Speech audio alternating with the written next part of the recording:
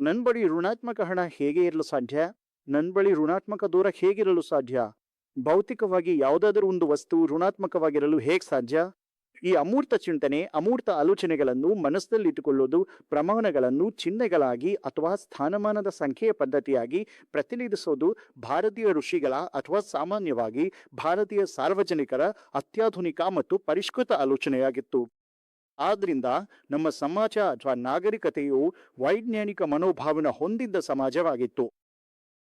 ನೀವು ಎಲ್ಲೋರದ ಕೈಲಾಸ ದೇವಾಲಯ, ಘಾರಾಪುರಿಯ ಎಲಿಫೆಂಟಾ ಅಥವಾ ಮುಂಬೈನ ಎಲಿಫೆಂಟಾ ಗುಹೆಗಳಂತಹ ನಮ್ಮ ಪಾರಂಪರಿಕ ಸ್ಮಾರಕಗಳನ್ನು ನೋಡಿದರೆ ಅವು ಎಷ್ಟು ನಿಖರವಾಗಿವೆ ಎಂಬುದು ತಿಳಿಯುತ್ತದೆ. ಮೊಹೆಂಜೊದಾರೋ, ಧೋಲಾವೀರ, ಲೋಥಲನ್ನು ನೋಡಿ. ಅಲ್ಲಿ ಕೃತಕ ಮಾನವ ನಿರ್ಮಿತ ಬಂದರು, ಲಾಕ್ಗಳು ಮತ್ತು ಗೇಟ್ಗಳಿದ್ದವು. ಆದ್ದರಿಂದ ಅವರು ತಾಂತ್ರಿಕವಾಗಿ ಅತ್ಯಂತ ಮುಂದುವರೆದ ಸಮಾಜವಾಗಿದ್ರು. ಮತ್ತು ನೀವು ತಾಂತ್ರಿಕವಾಗಿ ಮುಂದುವರೆದ ಸಮಾಜವಾಗಬೇಕಂದ್ರೆ ಗಣಿತ ಅಥವಾ ಅಳತೆಗಳು ಮತ್ತು ಲೆಕ್ಕಾಚಾರಗಳನ್ನ ಕರಗತ ಮಾಡಿಕೊಳ್ಳದೆ ಅದು ಸಾಧ್ಯವಿಲ್ಲ.